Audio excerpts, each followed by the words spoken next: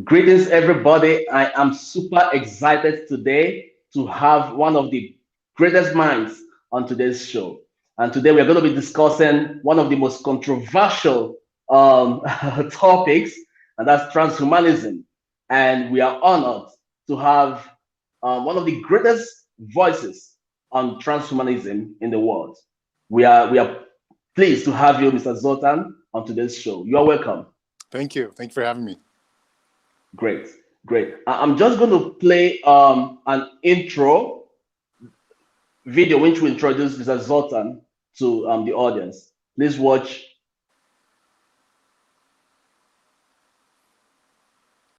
When he was 21, he sailed across the planet in a boat. He took 500 books with him. He's credited with inventing volcano surfing. Zoltan Istvan, he's running for president in 2016. A typical transhumanist is somebody who has an interest in using science and technology to radically enhance themselves. You know, it's like a port, more body modification than anything. So when I present my tag to the car, it unlocks the door. Another reader to start my car. This goes right onto my skull. Biohacking definitely is a hidden world. This has been part of the problem with transhumanism is how do we spread transhumanism without doing something very provocative? Well, you probably really can't. The plan is to drive this sarcophagus on wheels to Washington, D.C. You want to run for president? It's like, yeah. Don't you think it's brilliant? I am trying to essentially use my political platform as an agenda to push for transhumanism. I saw this as a kind of science fiction, really. I didn't come to die. I came to stay. I mean, Americans just hate science so much. I'm not sure about this eternity thing. America's gonna just grab a rifle and tell you to go back to wherever you came from. A person who's a transhumanist wishes for extremely long life. It does not help the spirit of evolution. To enable human beings to bypass nature. We don't really believe in that word natural. You're a politician, you have to sell people hope. The public is right, but the government is wrong. You have to somehow tie this into the greatness of America. I mean, we spend 20% of the federal budget basically on making bombs and defense and things like that, and just less than 2% on science and medical research. Given today's level of technology, there's nothing more I can do for this person. My father has had 4 heart attacks. He can't survive heart surgery anymore. The younger we die, the better our species becomes. Technology will make it so our lives are healthier, better, and safer. Great. Zoltan, that was you right there in that video. So I'm going to ask you a straight question. What is transhumanism and how can it affect humans? Sure. Well, transhumanism is a social movement of many millions of people around the world that want to use radical technology to upgrade their bodies and also to upgrade their experience of life. It can be anything from exoskeleton suits that make quadriplegics walk. It can be anything from robotic eyes. It can be anything from, jetpack suits if you want. But really, it's always the most radical 10% of technology that's out there being applied to human beings. Oh, wow. And Zoltan, can you please give us examples of the application of transhumanism? I mean, in ways that it can help humans, and on this platform, how it can actually help the African people. Well, I mean, transhumanism is for everyone. It's certainly not just for any specific kind of person or whatever. But I would say, Africa being a continent that needs to develop more, transhumanism is a kind of idea that can bring a lot more, I'd say, mechanical power specifically to the people so that they don't have to labor as hard. I mean, you have harsh conditions. I've been to 14 or 15 countries in Africa, so I'm well versed in the continent. And transhumanism is the kind of thing where you might have robots that transform the economies. You might have a genetic editing that make people just have different types of abilities that make them better in the workplace. Yeah. Great. And now let's talk about you. Who is Zoltan?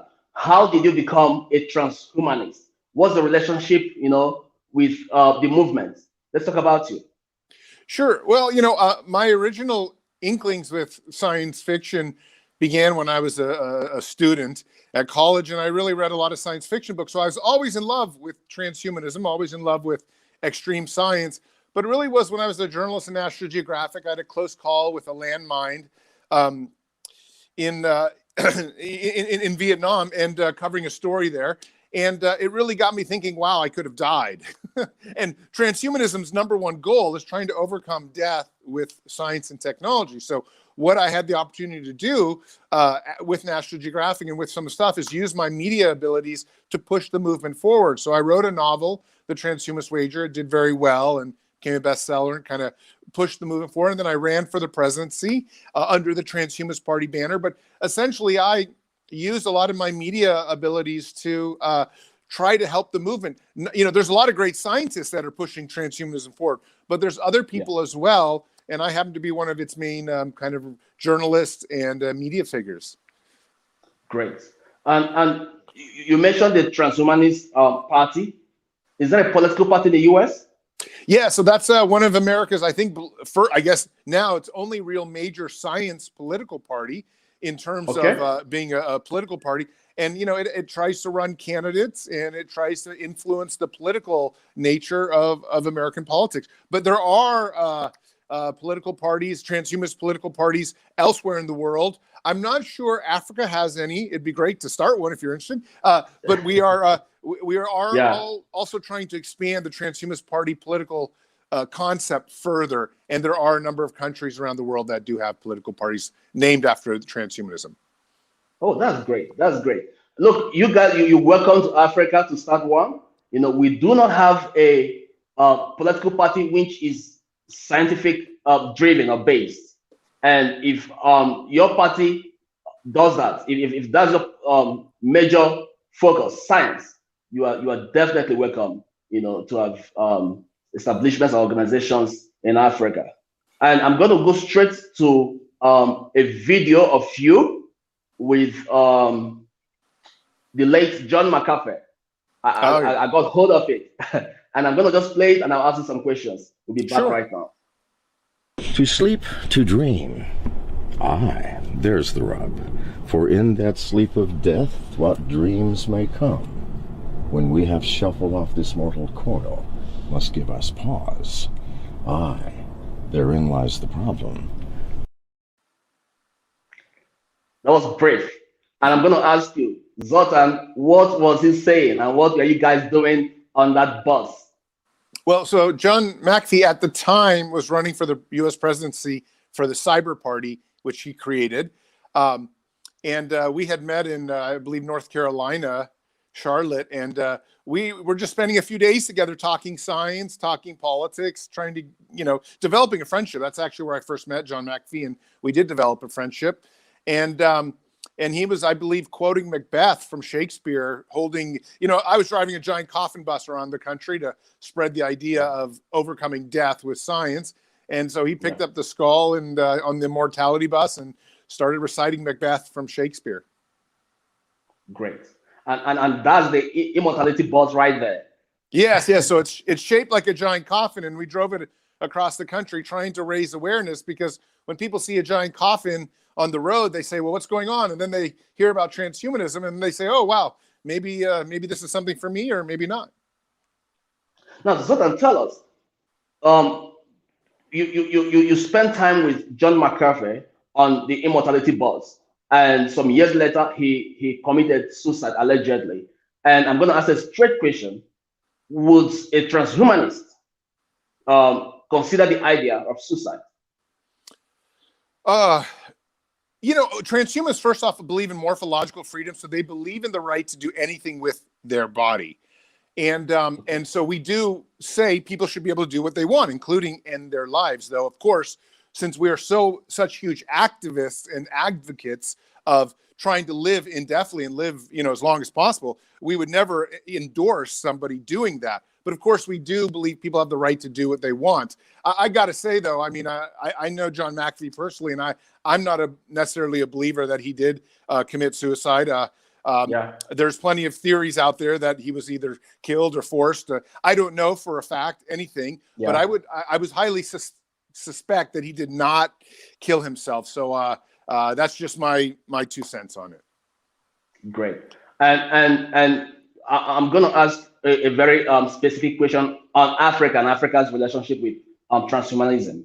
Now, since Africa is a very religious region, we would like to know the impact of religion on transhumanism and the impact of transhumanism on religion in the African context. Do you have an idea of that? Sure. Well, I think it depends on what type of religion you're talking about. Of course, Africa has many different types of religions. Christianity dominates, but I think there's also a very strong spiritual basis for a lot of the kind of like original African religions. And I think a lot of the original African religions that belong with the tribes and, hundreds of years ago might actually be very compatible with transhumanism. Okay. That said, Christianity is not always that compatible with transhumanism because God has the one who's supposed to hold the power of life and death, and transhumanists are trying to overcome death with science. They believe that the power should be through their own hands with science. So there's a conflict there.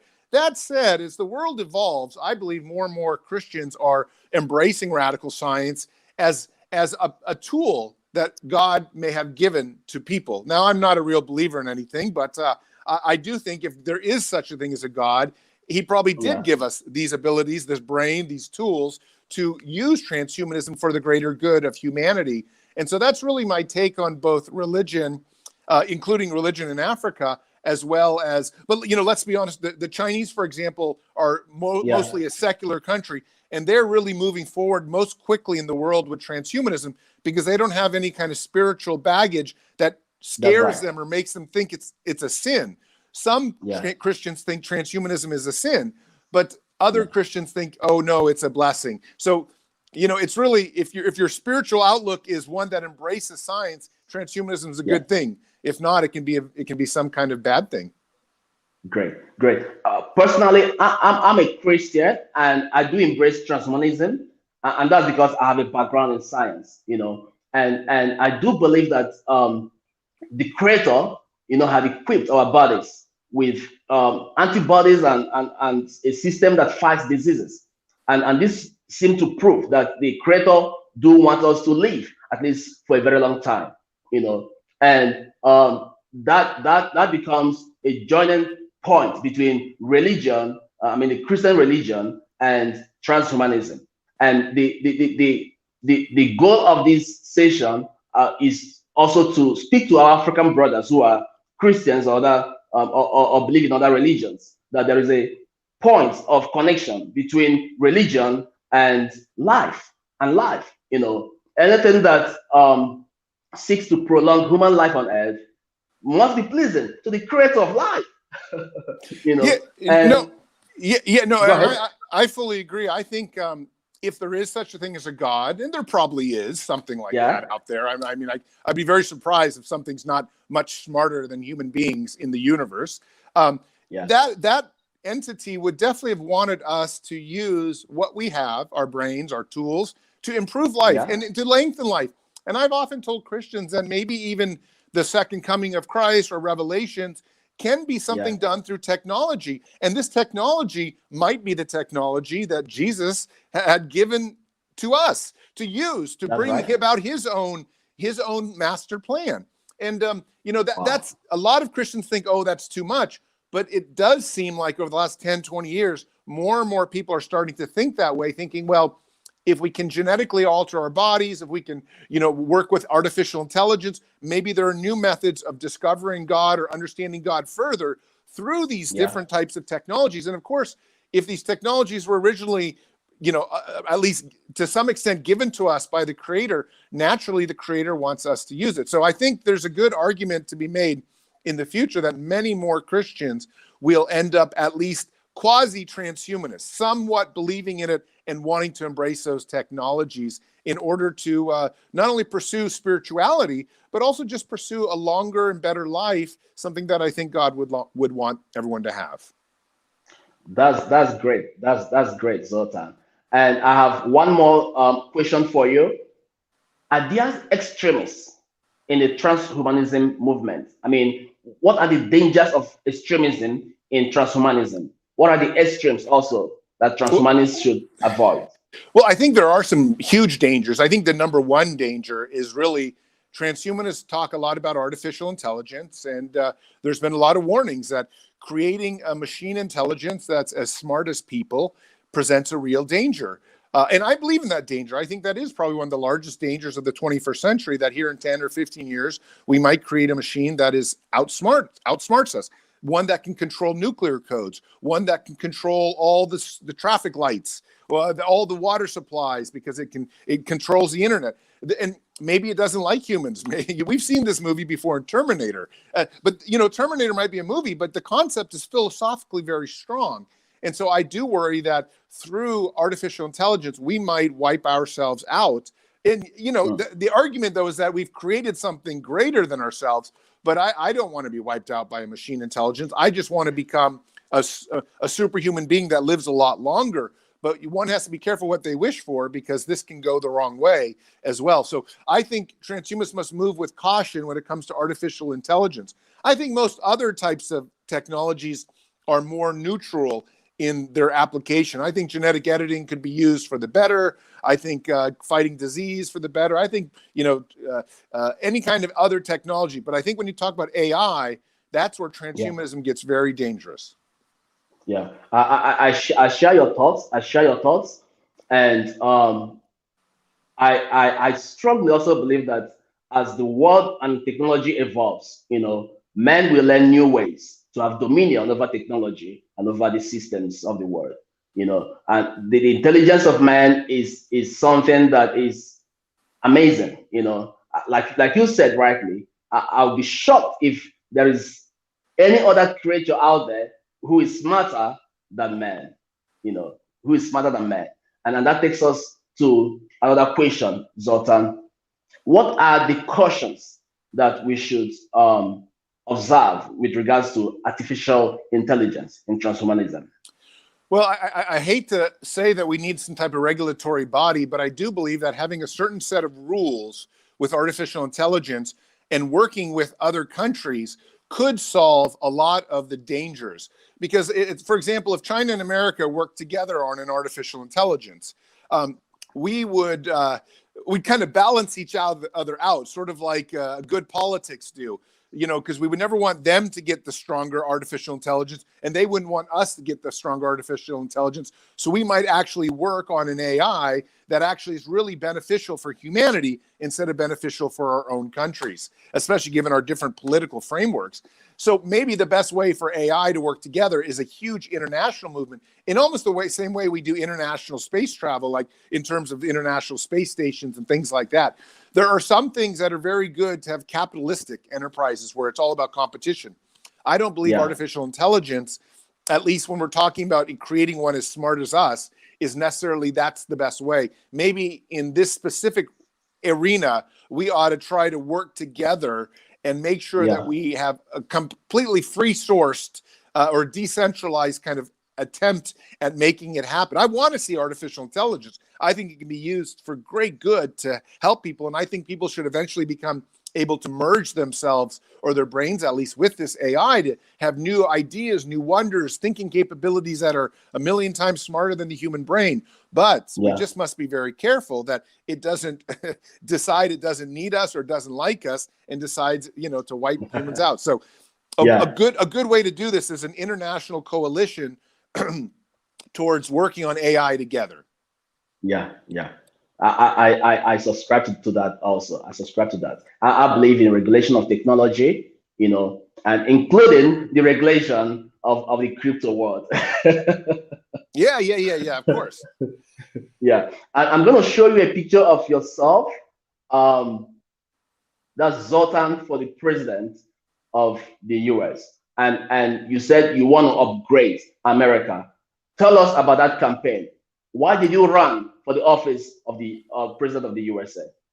Well, I wasn't a very big fan of Trump. Not that I was one of those haters. I wasn't. But I just thought I could do a better job. And I believe that Donald Trump was bringing a lot of divisiveness to America. There's a lot of conflict happening. And I decided to run in the Republican Party directly against him for that nomination.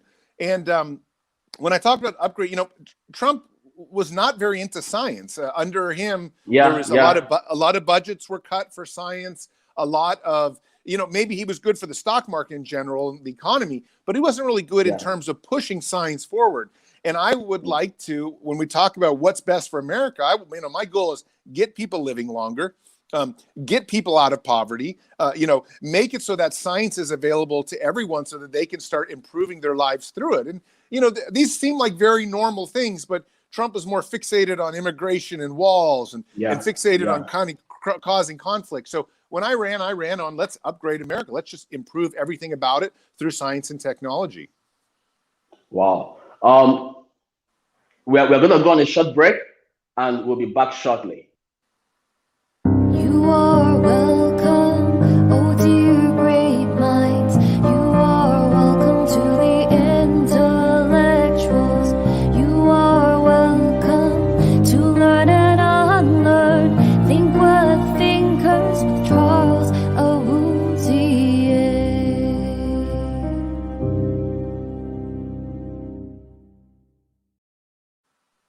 You are welcome back, Zoltan, and you're welcome to everyone who is watching. Zoltan, I have a very straightforward question for you. Have you been a Christian before? And would you mind, bringing us into your religious or spiritual background, just for the sake of the listeners? Sure. Well, I was raised a Catholic, and I even went to Catholic school. So I was very, I guess, a strong believer up until a point. I had the opportunity to read the Bible cover to cover, and that kind of changed me and made me, and I mean everything from the Old Testament to the New Testament, and that made me quite a bit more skeptical of formal religion. So then I went through kind of like a longer secular or almost atheistic period. But I'm still, like I said earlier, I'm what they call an agnostic. I certainly could never prove that there is a God or there isn't a God. I tend to, because of science, believe that, well, if the universe is 15 billion years old at the minimum, and there's trillions and trillions of galaxies, there's probably something out there that, even if it didn't necessarily was originally God, it became God because it had so long to evolve. And that could be arguably called God now. And maybe that God is in charge of us, or maybe created us. I really don't know. But I definitely don't take anything for granted, nor do I I really condemn anything. But, so my spirituality is just trying to be good to people. I believe a lot in Jesus's golden rules.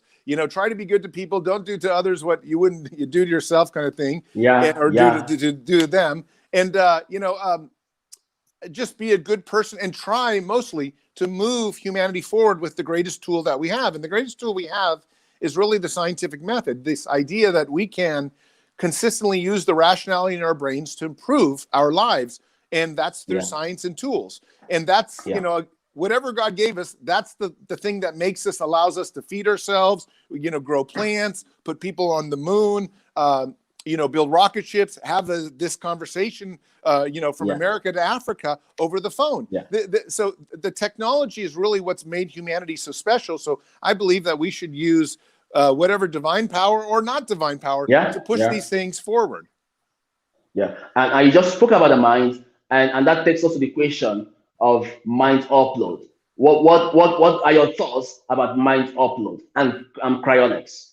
Well, I think for sure it's going to happen, and there have already been, every day now you hear new stories. Like I just had read somebody who had spoken in 20 years was able to finally get learn how to speak through brainwaves. And then you can also some people can start even talking in sentences through brainwaves. In fact, I would be pretty surprised if in 10 or 15 years, we don't have this conversation, you and I, directly in our head. We don't have to open our mouths. We can think these thoughts because that's how far brainwave technology has come.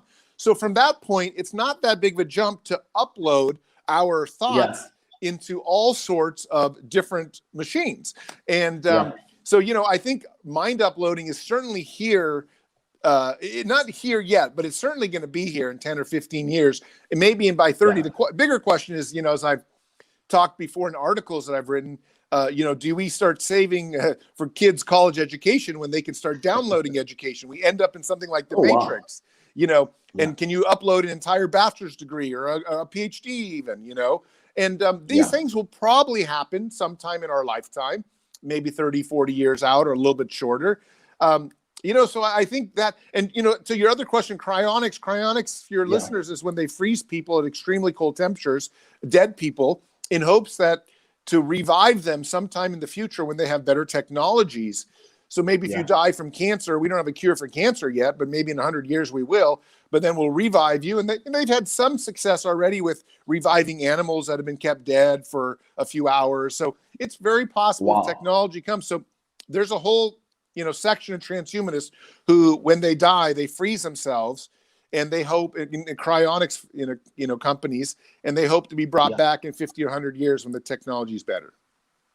Wow.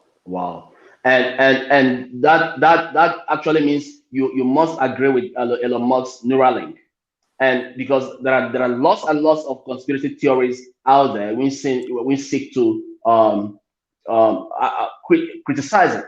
We want to explore your thoughts about Neuralink. How will it help humanity? Yeah, well, I mean, I think Neuralink is one of the biggest companies in the world, but there's maybe 50 other companies. Facebook is involved, Google is involved, Brian Johnson at Kernel is involved. I mean, there's a whole bunch of companies where I live in Silicon Valley that are pushing these kinds of brain interface and, brain upload type ideas. So there's a good chance, there's hundreds of millions of dollars now pouring into these fields. I think we do have to worry about privacy issues. We have to worry about somebody trying to control our brain, but we have to worry about people controlling our brains on Facebook because they give us wrong information. So we always figure out a way to use our rational, faculties in our brain to keep away the bad things. Cybersecurity is going to be probably the hottest, most important job here in the next 20, 30 years. And so if anyone wants to go into that field, that's the big field, because that's where all these technologies need protection, because they're all very confusing and very conflicting in terms of losing our privacy. And the way to ensure privacy as well as the digital age is really good cybersecurity, even when you're talking about mind uploading. So I think those are the fields that are very important. But I'm not worried about people breaking into my brain anymore. I mean, at least not too much right now. I think people are better than that generally. Yeah. And that's the scary part, the security of the human mind. When that time comes, when the mind can be accessed with a computer interface. And like you rightly said, cybersecurity definitely is going to be the major career of the future. And tell us, Mr. Zoltan, are there projects or books that you are currently working on right now on transhumanism? Well, I've just finished a big collection of my 7-book box set, the Futurist Writings of Zoltan Ishvan. It's kind of a collection of now about 300, maybe 300 essays, close to that. And so you can go on Amazon and get them. And of course, the big novel that I really became well known on is the Transhumanist Wager. In fact, we're working on selling some new international rights to that, so that's exciting. And just got the contract today for that, actually. So that's exciting. And what some of the video you showed before, for your viewers to know, is from the documentary Immortality or Bust that was made on my life and work and came out about a year ago.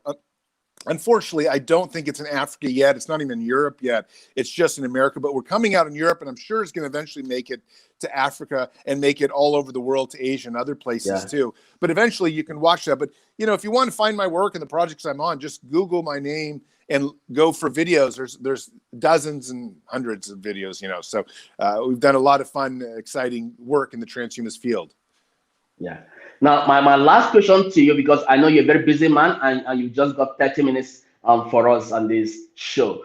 I do believe you're going to give us more of your time, because you do have a lot of people on this platform who follow your work. My last question is going to be a bit amusing, because I saw this on your page. Look at this. Oh, yeah.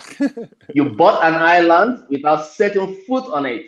Please tell us about that. Sure. Well, I got to be honest, going kind of back to Donald Trump. Donald Trump created quite a bit of chaos in America, and he scared a lot of people. And so one of the first things I did when I kind of got, because democracy has been challenged to some extent in America, but it's all fine now. But one of the promises I made to myself was to take some of my money and put it internationally, so that in case something bad ever happened to America, at least I would have other places to go. And one of the best things you can do if you're interested in these kind of things, we call this prepping, is that I bought a 68 acre, that's, I don't know how many hectares, but I guess it's a 25 hectare island in Canada, and 100 feet high. So even if there's global warming, it's going to take a long time for the oceans to rise over. And it's got, it's full of forests, so you can build houses, and there's a lot of fishing and lobster around it. Now, I haven't been there, and Canada hasn't actually even opened up yet to tourists. But you can see these things very easily on Google Earth, and you can walk around, because of the real estate agent, how they do their 3D stuff. So we've really explored the island a lot, even though we haven't set foot on it. But I look forward to to having that be part of my longer term goal of not only retirement, but also just maybe even like a transhuman compound there at some point or something. I don't know, but just something like a retreat of some sort to go if the world ever gets crazy. Wow. Well, Zoltan, look, I love how you think. I love your mindset. I'm a great follower, and the guys on my page too. We follow the work that you do for humanity, and I promise to stick to your time. And thank you so much for being part of this session. We love you, and Africa loves you. And keep the work going. Keep the work going. We love you. Good. Well, thank you so much for having me on. Thank you. Thank you. Bye. Bye-bye. You are